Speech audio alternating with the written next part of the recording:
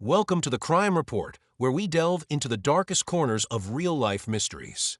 From unsolved murders to shocking criminal conspiracies, we explore the stories that shook the world. Each episode, we take you step by step through the investigation, uncovering the truth behind the headlines and the secrets that still remain hidden. If you're a fan of crime stories, stay tuned and don't forget to hit that subscribe button. Get ready, because we're about to uncover a story that will keep you on the edge of your seat. Whispers of Black Hollow. Black Hollow was always one of those towns nobody knew, and the ones who did tried to forget. Nestled deep within sprawling woods, the fog never seemed to fully lift. On October 14th, a 17-year-old girl named Marissa Hale went missing. No one had seen anything. No one had heard anything. Yet, everyone knew something dark had happened. Sheriff Donovan, who had worked his whole life in Black Hollow, immediately felt that something was off. Marissa was no runaway. Her mother, Helen, sobbed uncontrollably when she made the call. She didn't come home, she cried. Her bike's still by the old tracks. Donovan immediately took a few officers and headed to the railway line. The landscape was unsettlingly quiet. Only the rustling of the trees in the wind and the crunching of their boots on the gravel filled the air. Along the track, they found the bike, its chain broken, the saddle crooked. Next to the bike was something even more unsettling, a red scarf. Helen later confirmed it was Marissa's favorite scarf.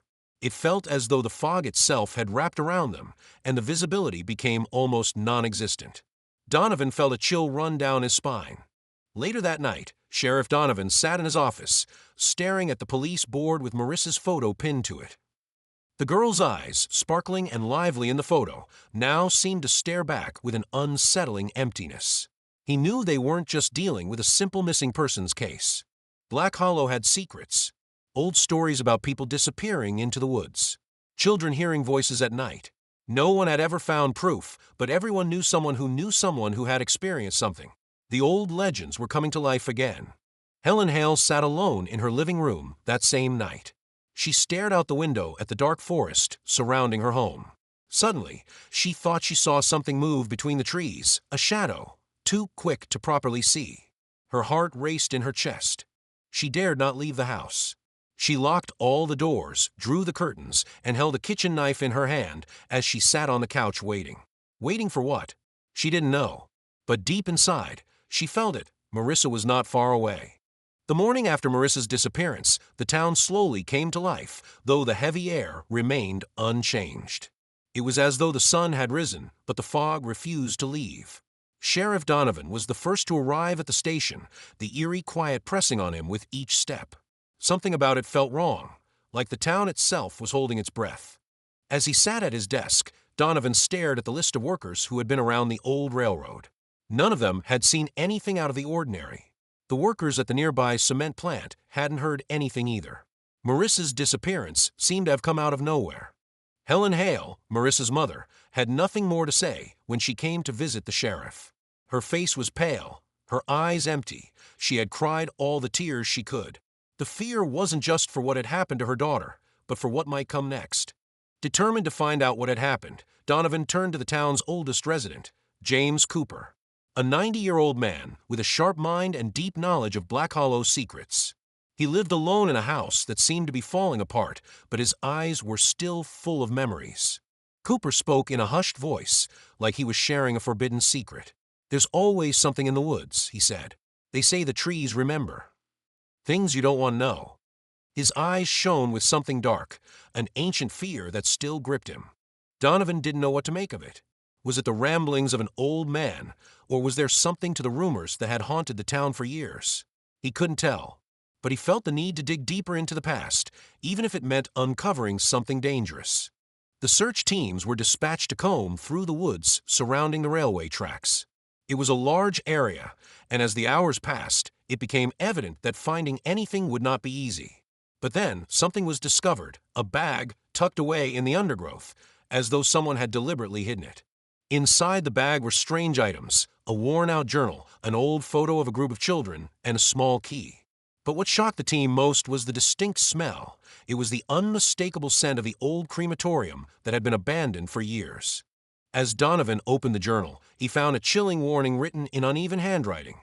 If you seek the truth, be prepared to pay. The note seemed to be a final message from Marissa, but what had she discovered? Donovan couldn't tear his eyes away from the journal. Each page seemed to carry more weight than the last. The cryptic warning, "If you seek the truth, be prepared to pay," echoed in his mind.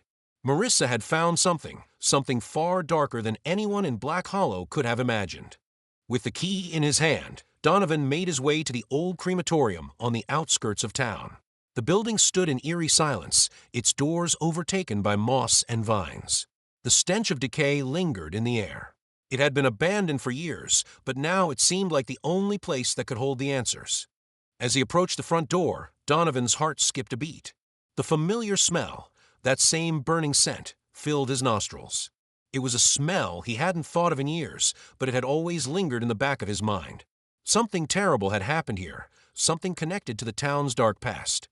Inside, the crematorium was a maze of rusted machinery and darkened rooms. Donovan followed the twisting corridors, the key feeling heavier with each step. When he finally reached the back room, the door creaked open, and a sudden flash of light nearly blinded him. Something was hidden here, something Marissa had uncovered. He cautiously approached the chest and unlocked it. Inside were piles of old papers, photographs, and one thing that stopped him cold, a recent photograph of Marissa. She looked pale, almost terrified, but the most chilling part was the note on the back, "The truth is here. The trees can't protect me anymore."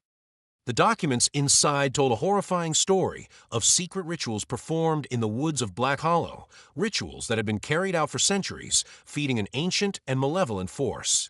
The town had kept this dark history hidden, believing it was the only way to keep the evil at bay. But now, it seemed the force was waking up once again. Suddenly, Donovan heard a noise behind him. A shadow darted across the room, and he whipped around in panic. But it was too late. The door slammed shut with a deafening bang. Donovan was trapped. The air grew thick with an unexplainable pressure. Something was closing in on him. Donovan's heart raced as he backed into the corner, the chest of papers now feeling like a tomb. He realized the truth too late. Black Hollow wasn't just a town.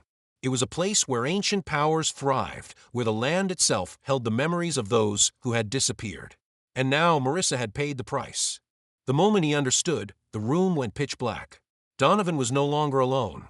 The evil that had been slumbering in Black Hollow had awoken, and he could feel its presence closing in. There would be no escape.